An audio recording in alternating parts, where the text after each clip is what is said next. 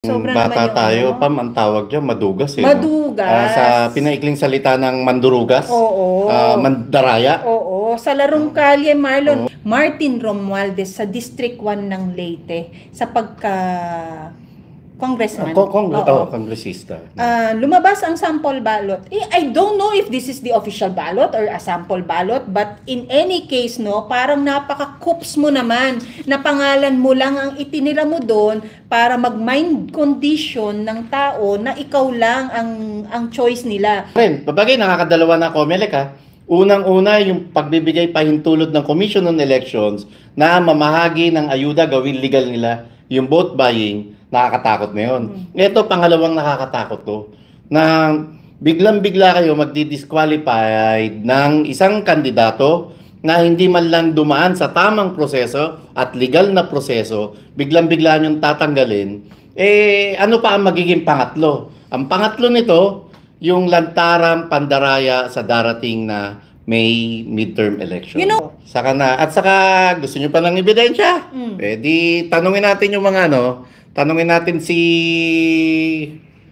Profesora, si Doktora Clarita Carlos. At totoo po yun, yung raid na yun ay si Attorney Vic Rodriguez ang nag-utos. At ito po may ano pa, ito sa asukan. Parang May Pakistan Thailand, pa, Thailand. made in Thailand. Ayan Yan. Marami yan, series yan. Bulacan, Pampanga, at Subic. Nakakatakot, nakakalungkot. Dahil Sobra. sumambulat ang isang balita kaninang umaga at base na rin maaaring naunang na-vlog nito ni Attorney Vic kanina na si Tita Nene na tinatawag natin Tita Nene na tinatawag ng maisog na Tita Nene, ito si Nene Bacale, Oo. nakalaban at naglakas ng loob na mag-file at kalabanin ang isang Martin Romualdez sa District 1 ng Leyte sa pagka congressman. Kongresista. Lumabas ang sample ballot. I don't know if this is the official ballot or a sample ballot, but in any case, parang napaka-coops mo naman na pangalan mo lang ang itinira mo doon para mag-mind condition ng tao na ikaw lang ang choice nila.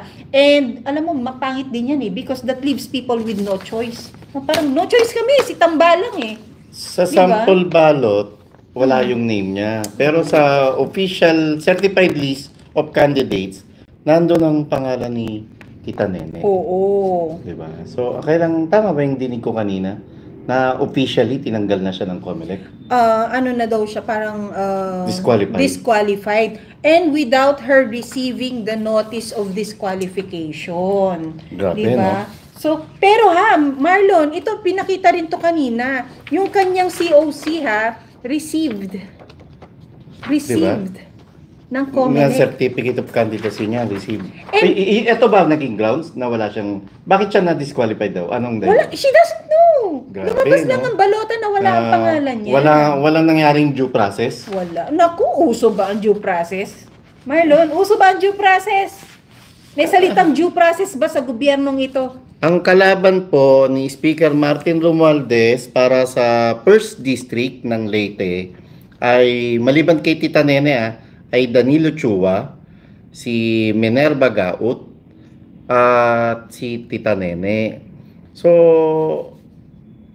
ang sininggle out niya, si Tita Nene, na kamakailan lang ay tinaas mismo ni Vice President Sara Duterte. Yes, sa labas yung ng kamay niya sa labas ng Veterans Memorial Hospital. And Pam, di ba nakaplano tayo na interviewin din si Tita Nene? Oo. I tried to reach out a while ago, Marlon. Kasi nga, kamaisog naman natin. Alam natin ang contact. And independent siya. Dahil may sug ang I think priority nilang maayos ng kanyang lawyer ang issue dito sa COMELEC.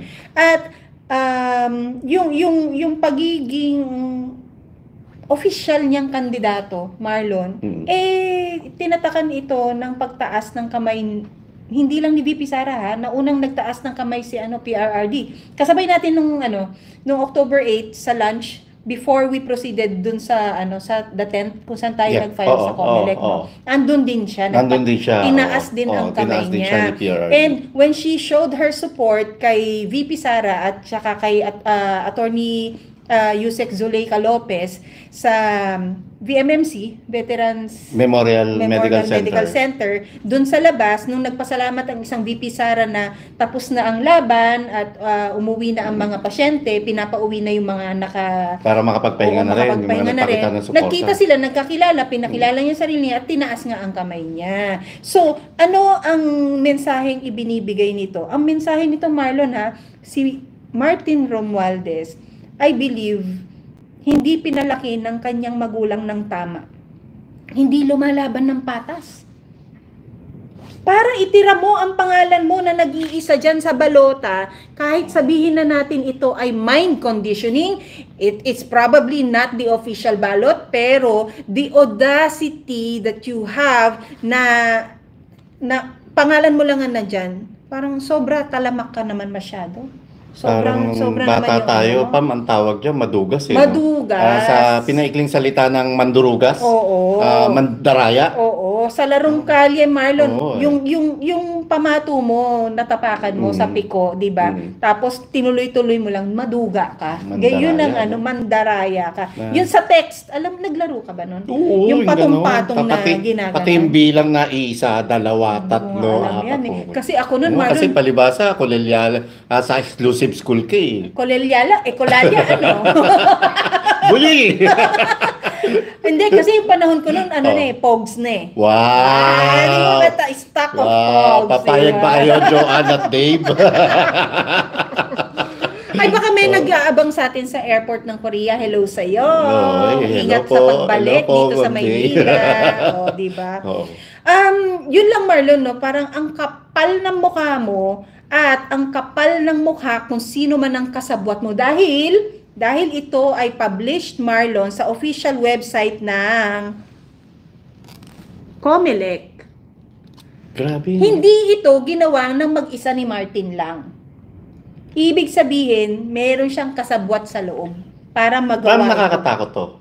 Kasi kung sa ganyan, na opisyal na kandidato, kayang-kayang tanggalin, at ganyan na rin. Babagay, nakakadalawa na COMELEC Unang-una, yung pagbibigay pahintulot ng Commission on Elections na mamahagi ng ayuda, gawin legal nila yung vote buying, nakakatakot na yun. Ito, pangalawang nakakatakot to, na biglang-bigla kayo magdi-disqualified ng isang kandidato na hindi man lang dumaan sa tamang proseso at legal na proseso, biglang-bigla niyong tatanggalin, ano pa ang magiging pangatlo? Ang pangatlo nito, yung lantarang pandaraya sa darating na May midterm elections. You know what they say?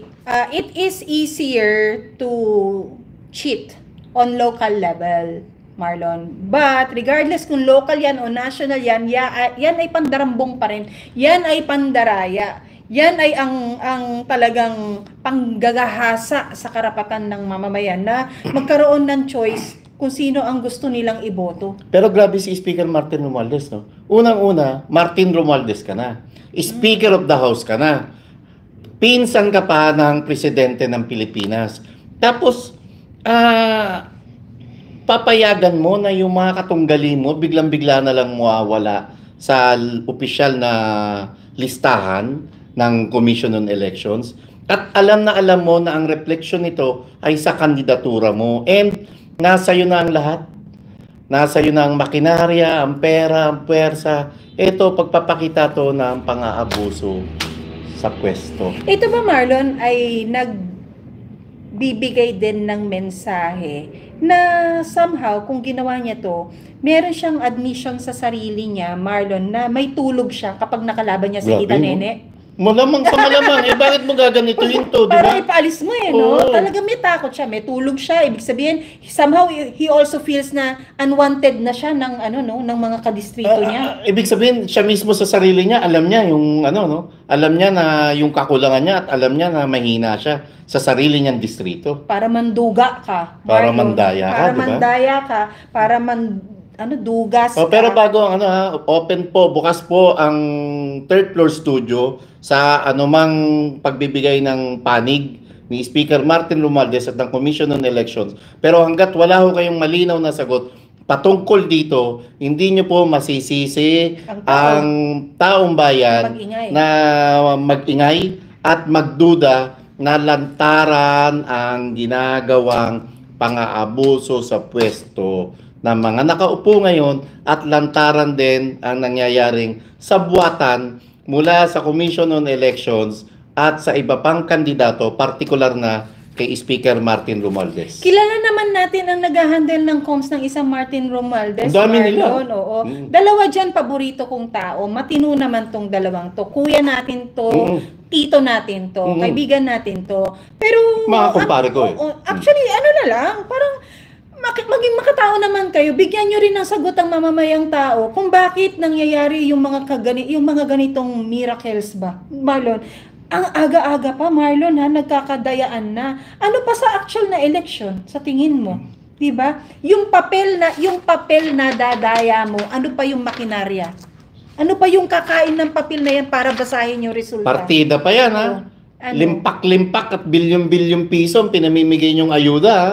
Tapos ganyan na ayaw nyong lumaban ng parehas at i-special ops nyo ang isang Tita Nene Bacale. At kung hindi ka rin naman pala nabibigyan ng matibay na kumpiyansa ng pamimigay mo ng ayuda, lalong-lalo na't pinayagan din naman ng kakampi mong COMELEC, di ba, bakit hindi ka na lang lumaban ng patas? Kung ito nakakabigay ng confidence sa'yo, dapat you have to play fair. Because if you are too confident na, hindi, mahal ako ng distrito ko, mahal ako ng tao ko, mahal ako ng constituents ko, iboboto nila ako, mananalo ako, itong si Nene na tinatawag nila, she's irrelevant. Dapat ganun man lang kung confident ka.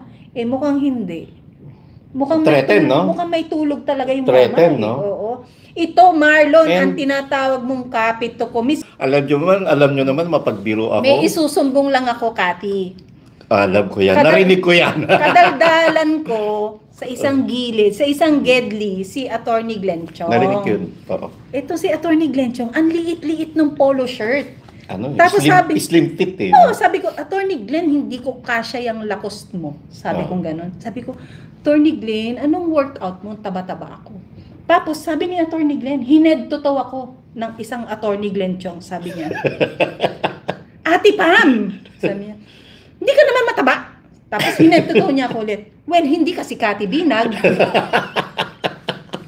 Simple. Ladali mo, Attorney Glenn. Attorney Glenn. Chicho Kael, hello. Yung jacket daw, Boss Marlon. Chicho Kael. Na-arbor ni Pamela yung isa. Init-init dyan, magja-jacket ka. Yun lang na kwento ko lang. But we miss you, Cathy. I hope you're feeling better now. Speaking of kwento, ang dami nagtatanong sa akin dun sa maigi na sagot ng derechahan. At nasagot mismo sa programa ni Miss Karen Davila, yung patungkol dun sa sugar fiasco. At sinabi ni Atty. Vic Rodriguez na siya mismo nagpahuli. Totoo naman. Ito, para lang may resibo, ha? Nagre-review kami kanina ni Marlon. Biglang naalala ko, Marlon, di ba department mo ang naghawak yan? Kasi ang department ko po ay special concern dun sa OPS, Office of the Press Secretary. And pinapatupad namin yung one messaging policy na hindi agad-agad maglalabas ng statement ang isang departamento hanggat hindi nako-confirm o hindi kailangan align ng mensahe sa palasyo ng Malacanang para hindi tayo ma-spin at maiwasan yung fake news at yung narrative ay iisa at nadidikta mismo ng palasyo. Hindi na nangyayari ngayon yan. Wala na eh. Sabog sila eh.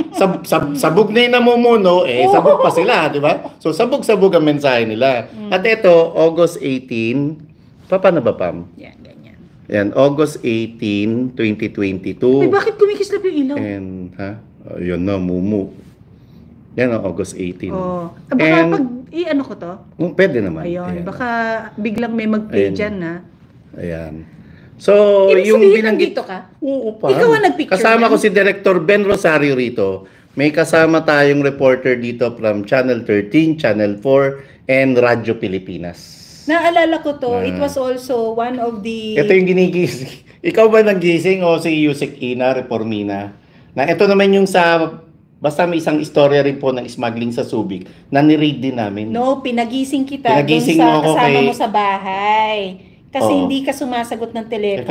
Kasi tulog tulog na na ako ho ang noon. lolo nyo. Oo, tulog Sabi ko, na ako Marlon, noon. kailangan mo tumakbo Kailangan sa... tumakbo ng Pampanga ka ba tumakbo? Pampanga. Oo, no, Pampanga. Oo. So, alas 2, nasa HQ na kami kasi dapat magiging opisina ng OPS, ng PCO, yung dating headquarters po ng BBM. Oo. So, nandun na kami nag-aantayan na kasi nag-aantay ng signal kung saan gagawin yung raid. And yung madaling araw yun. At ito po ang resibo. At totoo po yun, yung raid na yun ay si Attorney Vic Rodriguez ang nag-utos. At ito po ang may ano pa, ito sa asukat. Parang May Pakistan Thailand, pa, made in Thailand. Oh. Ayan, oh.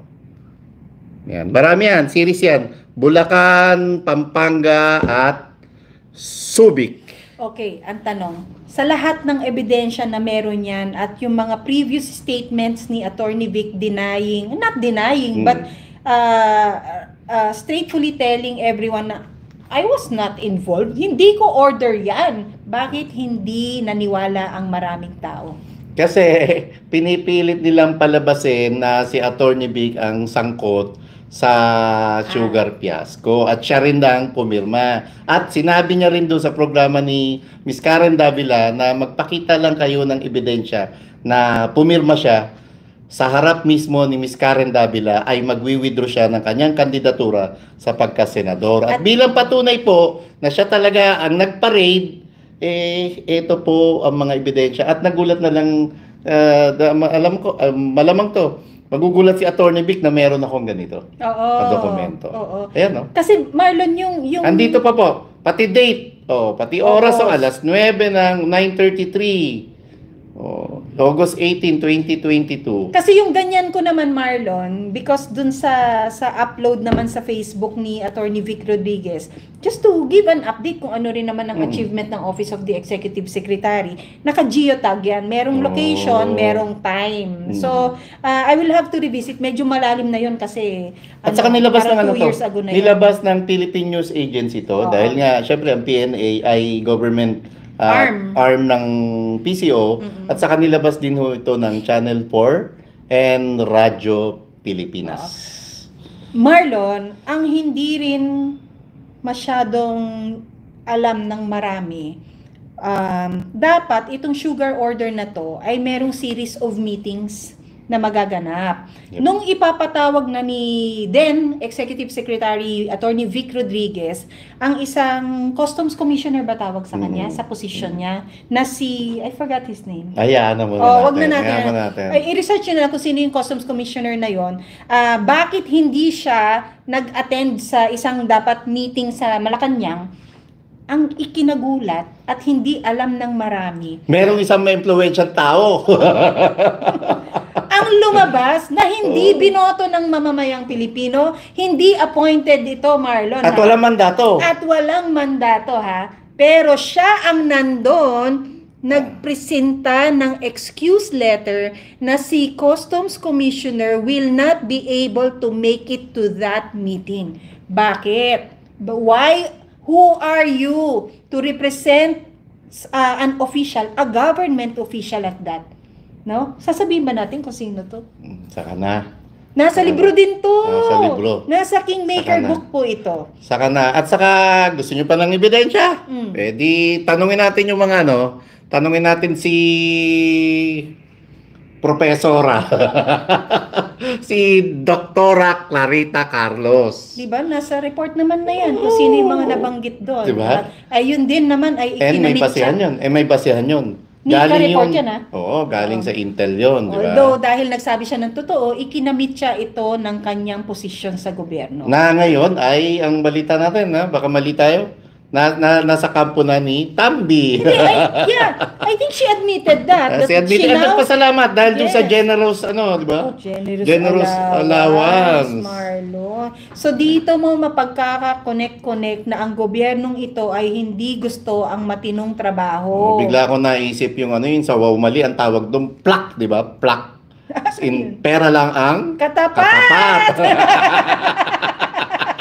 Sana meron tayong kagaya nila PH na yung may sound effect. May mga wala tayo.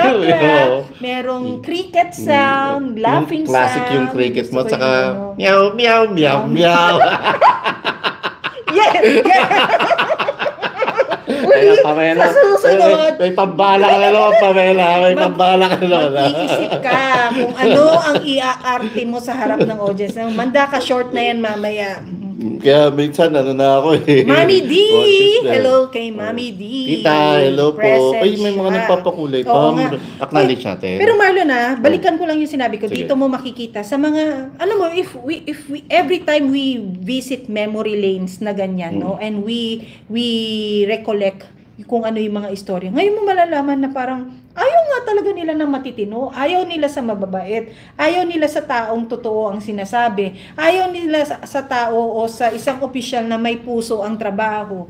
At ang masaklap, gumagawa sila ng kwento para lamang mapagtakpan yung kanilang katarantaduhan at kabulastugan. And Marlon, this time ko na re-realize ba na when the First Lady told everyone, a crowd, na hindi pwede si Pam sa trabaho na naiisip niya because ako daw ay masyadong mabait and that she doesn't think that I can deliver. So ang umaandar sa isip ko noon is effective naman ako, efficient naman ako, hardworking naman ako, and I'm very qualified, Marlon. And it was to me offensive when she said na I cannot deliver because ang focus ko nun, Marlon, is she didn't know me enough na mayroon akong skills and qualifications. Doon ako nag-focus. But now, later on, you realize yung pagdi-deliver pala, Pera, no? pera pala. Base sa naririnig na lang din natin, ha? May isang nagsabi niya, malapit na malapit doon sa babae. Ang sinabi, hindi talaga pwede si Attorney Vic dito. Kasi hindi siya buhaya at saka hindi siya mukhang pera. Diba? So, kailangan ng qualifications mo para makapag-deliver ka sa kanila, ay buhaya ka at mukha kang pera. At alam mo yun, magaling kang gumawa ng pera, sanay na sanay ka sa mga galawang sindikato o mafia. Alam mo ba't hindi ako pwede? Bakit? Hindi ako buhaya. Mermaid kasi. Wow! Litaw niya, sinungaling ang isang o wala siyang tiwala kay PRRD. And diniklara mismo ni Attorney Vic Rodriguez dun sa programa ni Karen Davila na 4 na beses sila nag-usap, no? So, ibig sabihin, yung tiwala na binigay sa kanya ni PRRD hindi dapat paniwalaan. Wag nating kalimutan, ha. Minsan nang nagsalita ang PRRD na kaya hindi niya sinusuportahan ng isang Marcos Jr. dahil kaya hindi niya sinusuportahan ng isang presidential candidate dahil meron ng gumagamit ng ipinagbabawal na gamot. So may pasakalye na. So ngayon saka na lang natin na-realize ngayon na totoo yung sinasabi ng isang PRRD. And magtiwala po tayo kay PRRD.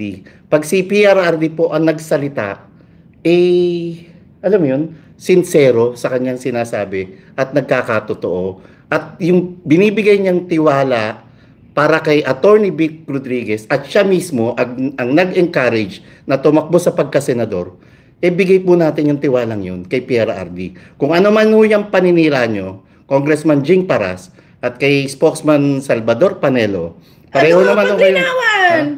Si Ado Paglinawan. Ang kinokontra nyo po dyan, ang Pangulong Rodrigo Roa Duterte mismo. Ngayon, kung ano pa rin wala na ho akong masasabi dyan, kundi ang naiisip ko na lang ay salitang inggit. You can't teach new tricks to Lolo Dogs. Lolo Dogs. Yeah. Kayo naman ho, mamamatay na lang ho kayo. Ayaw nyo pang kayo naman, ang saya-saya kung ano-ano tinatanong nyo. Gigigil din ako. Anyway, yun lang. I-trust natin ang si PRRD. Pagkatiwalaan po natin kung anong sinabi ni PRRD. And nagtitiwala ang isang Pangulong Rodrigo Roa Duterte sa isang Attorney Vic Rodriguez. Kaya kung sino man yung naninirang yun, hindi nila mahal ang isang Pangulong Rodrigo Roa Duterte, kundi ang mahal lamang nila ay ang kanilang sarili kasi ang nananaig sa kanila ay mga inggit sa katawan. Ay, Sorry, bakit ako nagsalita? Dapat si Pamela yun. buti na lang nagsalita ka. O hindi, medyo ano na yun. Ikaw, ito. Ako rin. Yep, Ikaw oo. kay Jing Paras, no? Hindi ko kasi makuhang ibigay yung respeto. Marlon, respect begets respect, no? O sige, Yeah. pero out of ano na lang din, dahil edukado naman tayo. Ikaw kay Mang Jing Paras, no? Kung kayo po ay may sama ng loob sa isang PRRD dahil nung hiningi ninyo ang di umano ang tulong na gusto nyong tumakbo bilang isang senador at hindi nyo nakuha ang endorso, baka po hindi nyo na panahon. Baka ho kailangan ninyo manahimik na lang dyan sa sulok. Or baka may nakita sa'yo si PRRD na hindi ka karapat dapat maging senador. Yes, kasi parang you only have one shot in life or every time, Marlon, na kasi ito ay naupo na minsan sa Kongreso, tama ba? If you didn't make it again, it could have been you the problem. You as a person, you probably as the person who did not perform his duties well and did not make it to another re-election, then you are the problem. And you reach this point na ang tanda-tanda mo na. Kikikil ako sa'yo. Hindi, pero sana maliwanagan din ang isip nyo. Tumigil na kayo. Pero, Hindi ito nakakatulong. And kung patuloy pa rin ang ginagawa nyong paninira kay Attorney Vic Rodriguez, may problema na ho sa sarili nyo. At baka yung problema inggit na sa katawan yun. alam mo Marlon, yung choices na gusto nila Jing Paras, ni Ado Paglinawan, ni La Salvador Panelo, choices yan ng isang botante or ng isang political observer na magde-define ng kanyang willingness as a Filipino. Yep. 'Di ba? If those people mentioned are not welcoming of a potential Attorney Vic Rodriguez to become a senator in the midterm election out of inggit, Yeah, yun out na. of inggit, that means to say you are also not ready for change. Kontento kayo sa kabulastugan na Wala meron na ng rin kayong administrasyon na to. wala na rin kayong iniwan sa mga buhaya sa Kongreso na sarili lang nila yung iniintindi nila. Sariling kapritsyo lang yung prioridad nila at hindi talaga kayo tunay na nagmamahal sa bayan dahil hindi nyo pinapakinggan ang mismong wisdom ng isang PRRD. At dyan mo malalaman na dalawa dyan talagang bayaran dahil wala na silang gustong makita, wala na silang gustong pakinggan. Correct.